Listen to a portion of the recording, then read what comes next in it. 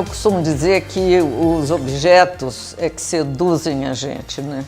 Então, não é uma coisa impressionante, você é seduzida por eles. E a questão dessa exposição, dessa coleção, eu sempre adorei essas peças do Vale do Jequitinhonha, tinha muito poucas, porque ia a Codevale, de vez em quando a Codevale tinha uma pequena loja. Eu comprei algumas e tudo, mas não era com essa profusão.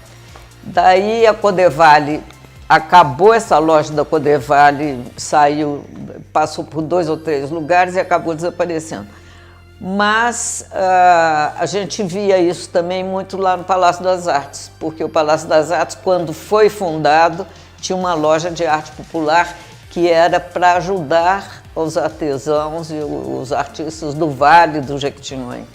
Na realidade, a coleção apareceu numa exposição da CEMIG, que foi, a curadora foi a Vera Pinheiro, e a Vera conseguiu esse número enorme de peças e colocou em exposição na galeria da CEMIG. E eu fui lá ver e fiquei admirada. Falei, Vera, mas já que você conseguiu tantas peças do Vale? Ela disse, foram da Silvinha Rezende Costa, e eu fiz uma proposta e aí comprei. E aí foi uma surpresa e uma alegria, porque cada peça dessa, ela é única, né? Como eu digo, a obra de arte é soberana, ela é única. Artesanato é diferente. Artesanato, você faz um chapéu de palha, faz 100 chapéus de palha igual aquele.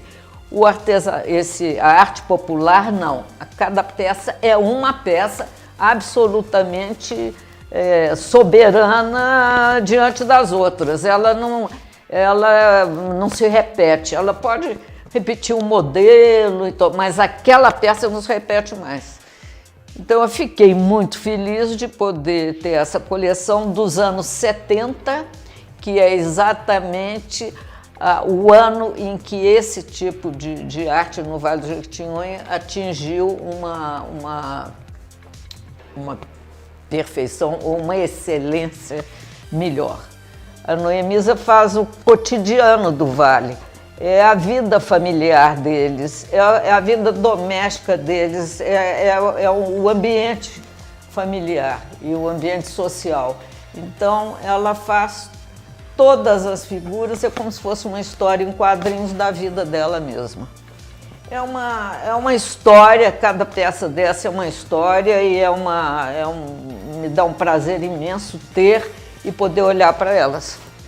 E agora é da universidade, né? Eu doei para a universidade, mas não deve sair daqui, porque a minha ideia é que isso aqui seja um memorial e que esse memorial possa ter uma vida ativa e social e cultural, né? E que que as pessoas possam estar sempre podendo ver essa coleção, e, enfim, Aqui era meu pai fez essa olaria, que tinha só olaria, e de repente ele subiu 2 andares aqui para cima e fez uma pequena casa, era fogão de lenha e puxava a água de um poço.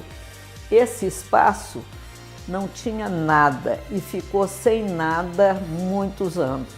E eu ficava pensando o que eu ia colocar aqui. Olha só, esse espaço estava esperando essa coleção. Então, a gente não sabe, mas de repente tem uma intuição de alguma coisa. Por que eu não ocupei esse espaço com nada? Porque ficou vazio tanto tempo, né? E de repente aí a coleção veio para cá e é uma coisa porque todas as peças são de barro e são feitas em fornos, né? E aqui na realidade era um forno, um grande forno não era dessas peças, mas eu acho que tem tudo a ver com a origem delas, né? Gente, a arte é uma materialização dessas imagens mentais que um artista tem, tá? Então, na hora que ele imagina, né, na hora que um artista...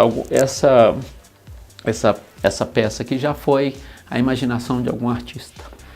Tá? Então, na hora que ele materializa, que ele tem que lidar com os materiais, como que faz, como que se modela, como se, no caso de cerâmica, como que se queima para que você tenha uma permanência maior, alguma coisa desse tipo, que possa ter inclusive uma utilidade prática.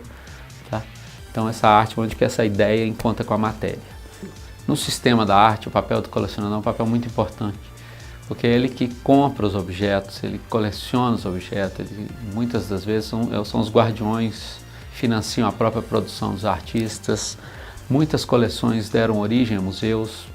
Por exemplo, aqui pertinho a gente tem em Sarzedo, o Museu Inhotim, foi fundado a partir da coleção do Bernardo Paz.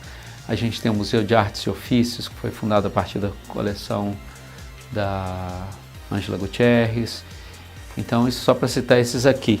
E você tem grandes museus no mundo que vieram também, às vezes, muitos deles a partir de coleções particulares. Qualquer projeto, qualquer pesquisa que você vai fazer com arte, é muito importante que você tenha contato direto com a obra em si. Com a obra, você pegar o objeto, você poder pegar um objeto desse, você poder, por exemplo, quando você vai caracterizar um objeto de cerâmica, uma parte importante que você coloca, por exemplo, é o peso. Tá? Para saber se é uma obra maciça, se ela não é, né? E até às vezes você tem obras que são muito próximas, quase muito parecidas um com o outro, às vezes a diferença de gramas você vai determinar, olha, essa peça é uma peça que tem uma classificação no tombo, né? O seu número de classificação no objeto ou do museu, e essa outra tem um outro número. Às vezes são obras que são iguais, assim, mas às vezes tem pequenas diferenças. Então, aí você tem contato direto com a peça, você pode ver a peça, você pode ver nuances, sutilezas, pegar no objeto, lidar com o objeto, fazer pesquisas, assim, por exemplo, com o material do objeto. É um universo muito grande e muito bacana de lidar. Olha, essa é uma coleção muito importante, que ela é uma coleção da época áurea da arte do Vale de Quitinhonha. Depois de um certo tempo, você começou a ter muitas diluições, reproduções de obras, algumas coisas desse tipo, então, mas essa aqui não. Aqui a gente tem uns artistas muito importantes, a Noemisa, Ulisses, Mundinha. Então a gente tem grandes artistas aqui do Vale, na sua época áurea, assim, na época que eles estavam no auge, assim. São coisas que aguçam a nossa imaginação, você vê esses monstros do Ulisses, tá? Essas figuras, digamos, que vêm do imaginário de um artista, que reflete quase um universo de sonhos. Você tem uma mistura de bichos, mistura de sapos com bocarras, com, sei lá, objetos de uso cotidiano. Você tem jarros para água, sei lá, objetos puramente, digamos assim, que materializam esse universo mental do artista, essa imaginação do artista, que às vezes não tem, digamos assim, alguma função prática, né? Então a gente está trabalhando para catalogação, registro fotográfico, registro de origem, registro de documentos, tudo que a gente tem dessa coleção, a gente está fazendo esse levantamento e registro, para na hora que você tiver um museu, então você possa ter, né, atender todos os públicos. Isso, um ideal de museu é esse, que você possa atender desde o público, aquela turista que vem, visita, faz uma visita única na vida, passando pela cidade, ou desde um pesquisador mais especializado, uma pessoa que quer ir aprofundar, fazer, por exemplo, análise estilística, ver aqui no Brasil qual outros artistas que produziram peças similares, com a mesma técnica, com as mesmas características, tá? Ver se tem isso algum lugar, outro lugar do mundo que tem. É um privilégio, você tem uma escultura de classe mundial a 20 quilômetros daqui da capital, né? Você tem aqueles painéis de Portinari que estão na Igrejinha da Pampulha, você tem essa coleção aqui, você tem, sei lá, a Pampulha, que é uma parte arquitetônica dela, uma arquitetura de classe mundial, assim, sabe? Influenciou artistas, arquitetos fora do Brasil, né? Você tem Aleijadinho, deixa eu ver o que mais. Você tem um tanto de coisas aqui à mão. Estou olhando para essas obras aqui, né? É um privilégio estar aqui do lado, assim, essa distância, assim, sabe? Enriquece a nossa alma. É isso, basicamente é isso. No Vale, jamais se ouviu falar em esfinge, né? No entanto, eles conseguem fazer uma mulher-cachorro que é, na realidade, uma esfinge. Quer dizer, isso aí é uma questão do inconsciente coletivo, mas que redunda em coisas desse tipo. Esse aqui é um centauro, ele diz que é um homem-cavalo, mas na realidade é um centauro. Tem coisas interessantes assim de o homem-sapo, enfim, são figuras estranhas e muito criativas também. É preciso que se diga que tudo começou com utilitário. No princípio só se faziam coisas utilitárias, panelas, que eram chamadas paneleiras, as mulheres, para vender nas estradas.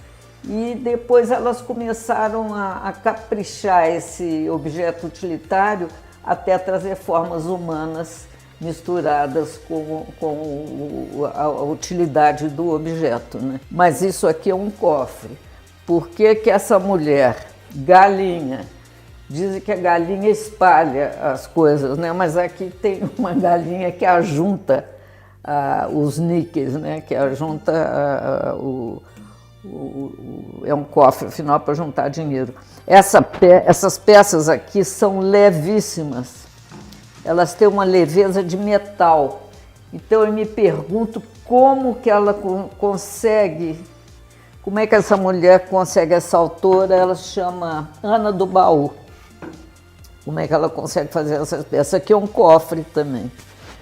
Tem vários cofres, eles usam muito esse tipo usam muito a galinha também, que é uma coisa, né, do quintal deles, da vida deles familiar, da vida doméstica. Então eles usam muito esse tipo de figura. E tem outras, né? A Noemisa, por exemplo, ela faz a vida dela.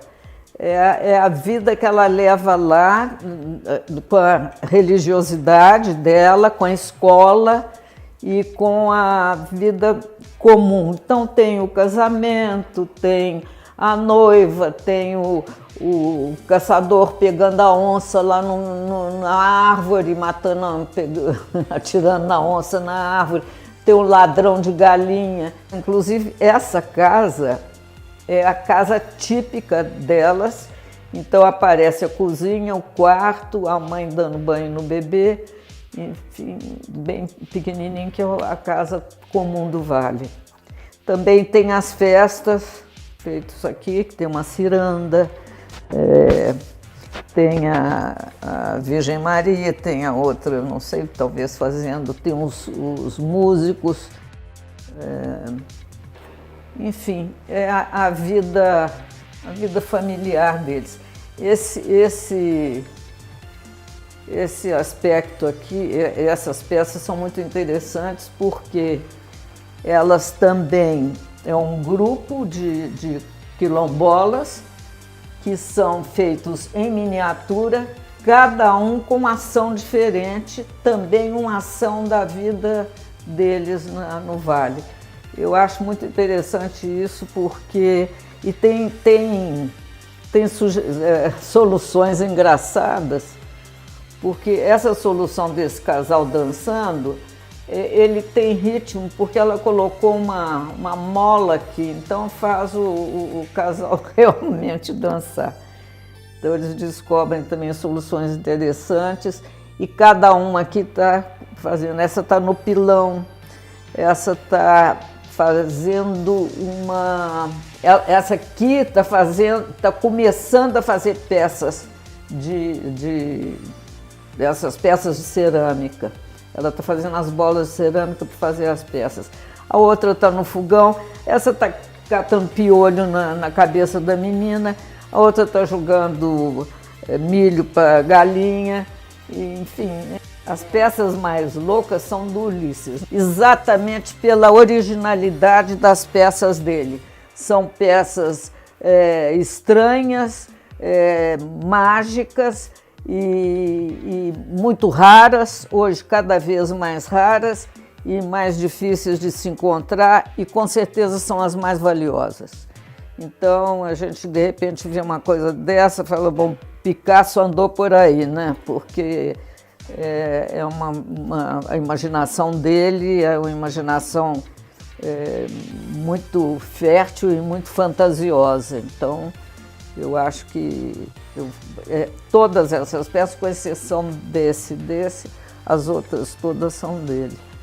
E ele deixou descendentes, agora tem uma neta que está fazendo umas figuras, mas felizmente ela achou um outro caminho para não ficar copiando o avô, né? Aqui é Maria Lira. A Lira monta uma aldeia africana. Eu fui diretora do Museu Mineiro e superintendente de museus do Estado. Um dia, o Frei Chico, lá do Vale, apareceu lá com essa moça chamada Lira e me mostrou um conjunto de peças dessa para comprar para o museu. E como sempre acontece no Brasil, a gente não tem dinheiro, a secretaria não tinha dinheiro para comprar, enfim, não comprou.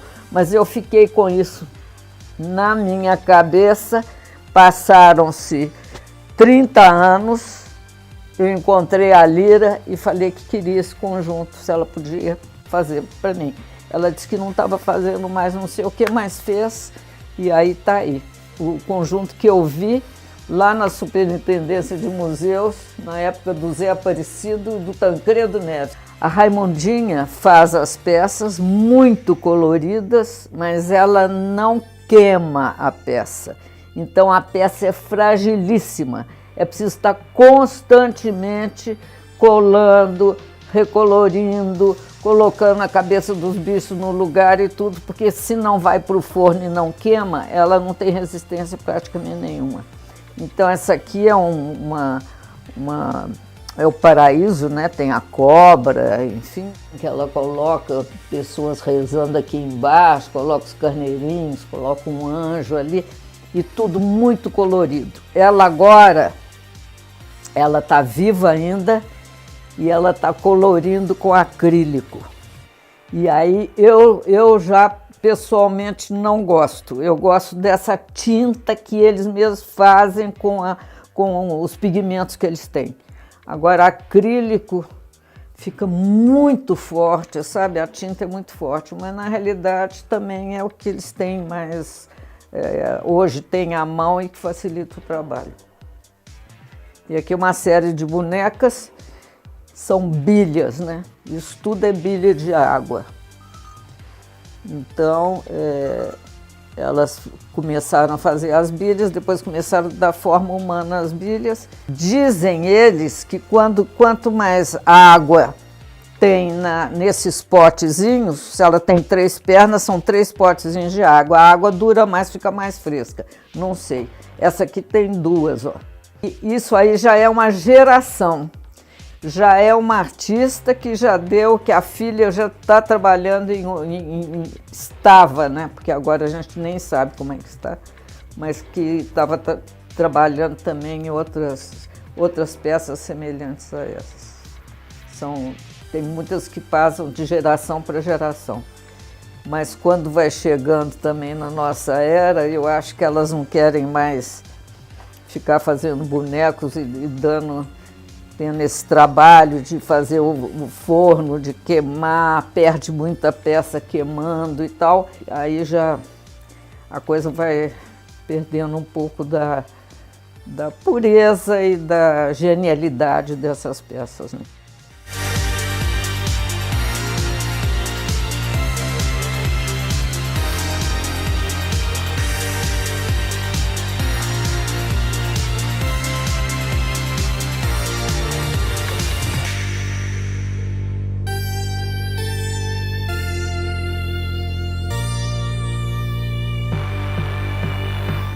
A arte vai muito além da vida, né? do cotidiano da vida. A arte, ela nos mostra uma outra dimensão. Então, essa dimensão é uma coisa que a gente vai aprendendo também. Eu, quando era criança, recortava nas revistas, recortava umas figuras que eu achava muito bonitas e depois eu vi que aquilo eram reproduções de quadros famosos e tal, que eu não sabia. E, então a gente vai se educando através da vida e vai percebendo a dimensão da arte até quando ela muda muito de figura, né? Porque você pode olhar isso e ver que é uma mulherzinha com água, que deve levar água aqui, é um pote, ela leva água. Eu acho isso lindíssimo. Agora, além desta arte, tem outras milhões de formas de arte que a gente tem que estar assimilando também e gostando.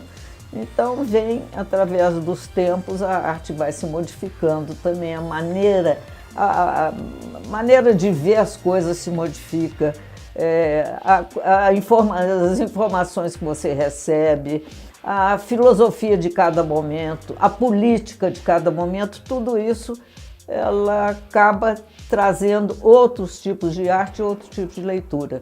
Mas você dizer que o que é a arte é algo além da vida comum.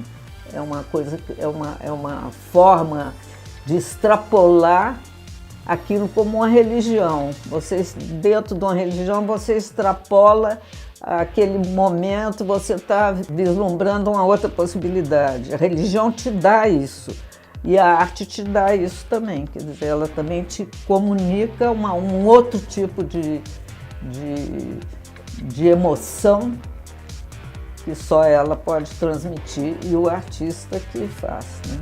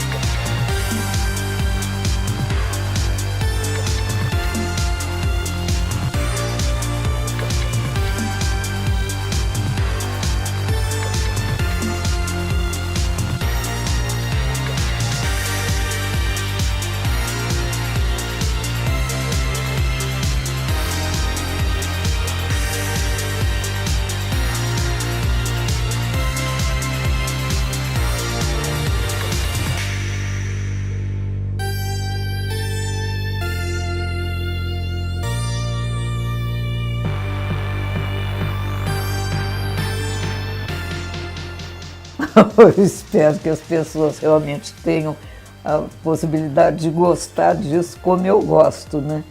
Porque foi para isso que eu trouxe e é para isso que está exposto aí, essa possibilidade das pessoas poderem ver e daqui a 10 anos, 20 anos, 30 anos, 40 anos, ainda poder ver isso que provavelmente já não vai ter mais. Isso vai desaparecer. Igual as pirâmides do Egito, igual as esculturas gregas, né? Isso vai desaparecer. Mas vão aparecer outras formas também.